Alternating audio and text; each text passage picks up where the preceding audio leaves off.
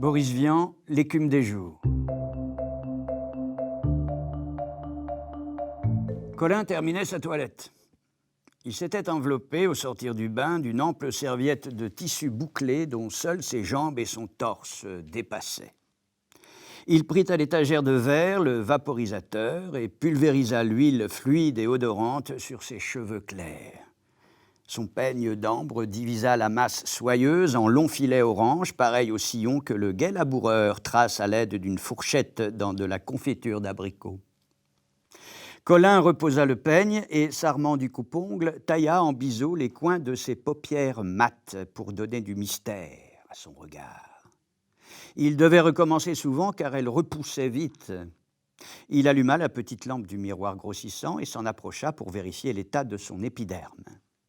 Quelques comédons saillaient aux alentours des ailes du nez. En se voyant si laid dans le miroir grossissant, ils rentrèrent prestement sous la peau et, satisfait, Colin éteignit la lampe. Il détacha la serviette qui lui saignait les reins et passa l'un des coins entre ses doigts de pied pour absorber les dernières traces d'humidité. Dans la glace, on pouvait voir à qui il ressemblait. Le blond, qui joue le rôle de Slim dans Hollywood Canteen. Sa tête était ronde, ses oreilles petites, son nez droit, son teint doré. Il souriait souvent d'un sourire de bébé et, à force, cela lui avait fait venir une fossette au menton. Il était assez grand, mince, avec de longues jambes et très gentil. Le nom de Colin lui convenait à peu près. Il parlait doucement aux filles et joyeusement aux garçons. Il était presque toujours de bonne humeur. Le reste du temps, il dormait. Il vida son bain en perçant un trou dans le fond de la baignoire. Le sol de la salle de bain, dallé de grès cérame jaune clair, était en pente et orientait l'eau vers un orifice situé juste au-dessus du bureau du locataire de l'étage inférieur. Depuis peu, sans prévenir Colin, celui-ci avait changé son bureau de place. Maintenant, l'eau tombait sur son garde-manger. Il glissa ses pieds dans des sandales de cuir de roussette et revêtit un élégant costume d'intérieur, pantalon de velours à côtes vert d'eau très profonde et veston de calmant de noisette. Il accrocha la serviette au séchoir, posa le tapis de bain sur le bord de la baignoire et le saupoudra de gros sel afin qu'il dégorgeât toute l'eau contenue. Le tapis se mit à baver en faisant des grappes de petites bulles savonneuses. Il sortit de la salle de bain, se dirigea vers la cuisine afin de surveiller les derniers préparatifs du repas. Comme tous les lundis soirs, Chic venait dîner, il habitait tout près. Ce n'était encore que samedi, mais Colin se sentait l'envie de voir Chic et de lui faire goûter le menu élaboré avec une joie sereine par Nicolas, son nouveau cuisinier. Chic, comme lui, célibataire, avait le même âge que Colin, 22 ans, et des goûts littéraires comme lui, mais moins d'argent. Colin possédait une fortune suffisante pour vivre convenablement sans travailler pour les autres. Chic, lui, devait aller tous les 8 jours au ministère, voir son oncle et lui emprunter de l'argent, car son métier d'ingénieur ne lui rapportait pas de quoi se maintenir au niveau des ouvriers qu'il commandait. Et c'est difficile de commander à des gens mieux habillés et mieux nourris que soi-même. Colin l'aidait de son mieux en l'invitant à dîner toutes les fois qu'il le pouvait, mais l'orgueil de Chic l'obligeait d'être prudent et de ne pas montrer par des faveurs trop fréquentes qu'il entendait lui venir en aide.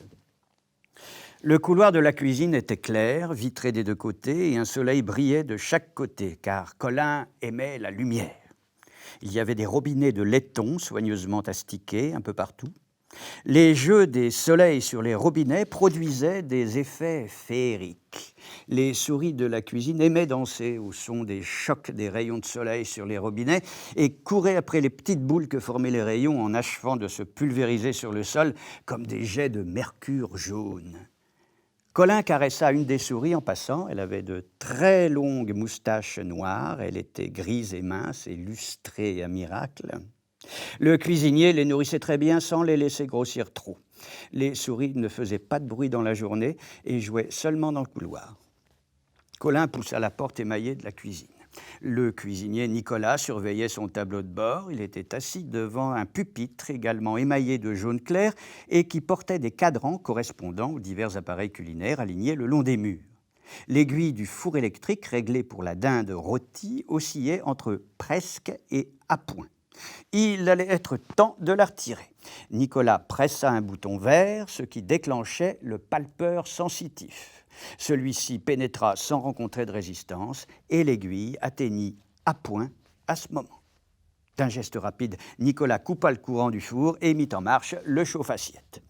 « Ce sera bon ?» demanda Colin. « Monsieur peut en être sûr, » affirma Nicolas. La dinde était parfaitement calibrée. « Quelle entrée avez-vous préparée ?»« Mon Dieu, dit Nicolas, pour une fois, je n'ai rien innové. Je me suis borné à plagier Gouffé. » « Vous eussiez pu choisir un plus mauvais maître, » remarqua Colin. « Et quelle partie de son œuvre allez-vous reproduire ?»« Il en est question à la page 638 de son livre de cuisine. Je vais lire à monsieur le passage en question. » Colin s'assit sur un tabouret au siège capitonné de caoutchouc alvéolé, sous une soie huilée assortie à la couleur des murs, et Nicolas commença en ces termes. Faites une croûte de pâté chaud comme pour une entrée, préparez une grosse anguille que vous couperez en tronçons de 3 cm, mettez les tronçons d'anguille dans une casserole avec vin blanc, sel et poivre, oignons en lame, persil en branches, thym et laurier et une petite pointe d'ail. Je n'ai pas pu l'aiguiser comme j'aurais voulu, dit Nicolas, la meule est trop usée. Je la ferai changer, dit Colin. Nicolas continua.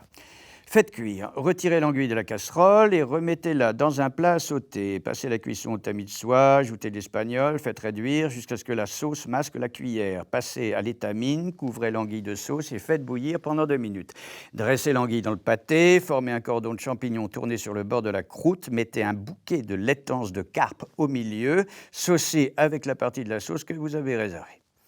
D'accord, approuva Colin, je pense que Chic aimerait ça. Je n'ai pas l'avantage de connaître Monsieur Chic, conclut Nicolas, mais s'il ne l'aime pas, je ferai autre chose la première fois et cela me permettra de situer avec une quasi-certitude l'ordre spatial de ses goûts et de ses dégoûts. Oui, dit Colin. Je vous quitte, Nicolas, je vais m'occuper du couvert.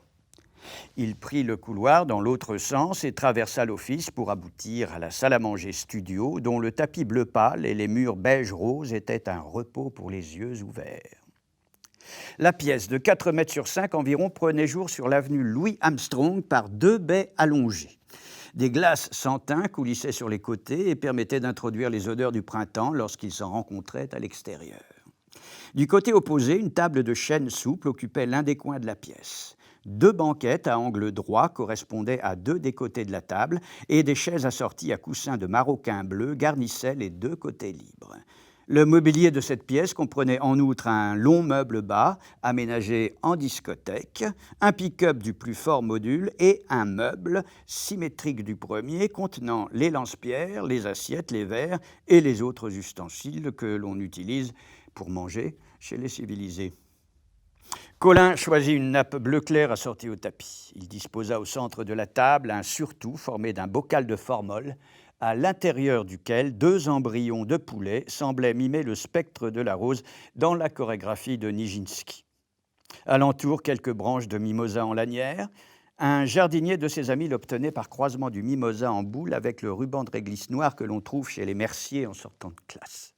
Et puis, il prit pour chacun 2 assiettes en porcelaine blanche, croisillonnées d'or transparent, un couvert d'acier inoxydable aux manches ajourées, dans chacun desquels une coccinelle empaillée, isolée entre 2 plaquettes de plexiglas, portait bonheur. Il ajouta des coupes de cristal et des serviettes pliées en chapeau de curé. Ceci prenait un certain temps. À peine achevait-il ses préparatifs que la sonnette se détacha du mur et le prévint de l'arrivée de Chic. Colin effaça un faux pli de la nappe et s'en fut ouvrir. « Comment vas-tu » demanda Chic. « Et toi » répliqua Colin. « Enlève ton impair et viens voir ce que fait Nicolas. »« Ton nouveau cuisinier ?»« Oui, dit Colin. Je l'ai échangé à ma tante contre l'ancien et 1 kilo de café belge. »« Il est bien » demanda Chic. « Il a l'air de savoir ce qu'il fait. C'est un disciple de Gouffé. »« L'homme de la malle ?» s'enquit Chic horrifié, et sa petite moustache noire s'abaissait tragiquement. « Non, ballot, Jules Gouffet, le cuisinier bien connu. »« Oh, tu sais, moi, dit Chic, en dehors de Jean-Sol Partre, je ne lis pas grand-chose. » Il suivit Colin dans le couloir d'allée, caressa les souris et mit en passant quelques gouttelettes de soleil dans son briquet. « Nicolas, dit Colin en entrant, je vous présente mon ami Chic. »« Bonjour, monsieur, dit Nicolas. »« Bonjour, Nicolas, répondit Chic. Est-ce que vous n'avez pas une nièce qui s'appelle Alise ?»« Si, monsieur, dit Nicolas, une jolie jeune fille d'ailleurs, si j'ose introduire ce commentaire. Elle a un grand air de famille avec vous, dit Chic, quoique du côté du buste, il y a quelques différences. Je suis assez large, dit Nicolas, et elle est plus développée dans le sens perpendiculaire, si monsieur veut bien me permettre cette précision. Eh bien, dit Colin, nous voici presque en famille. Vous ne m'aviez pas dit que vous aviez une nièce, Nicolas. Ma sœur a mal tourné, monsieur, dit Nicolas. Elle a fait des études de philosophie. Ce ne sont pas des choses dont on aime se vanter dans une famille fière de ses traditions. Eh, dit Colin, je crois que vous avez raison. En tout cas, je vous comprends. Montrez-nous donc ce pâté d'anguille.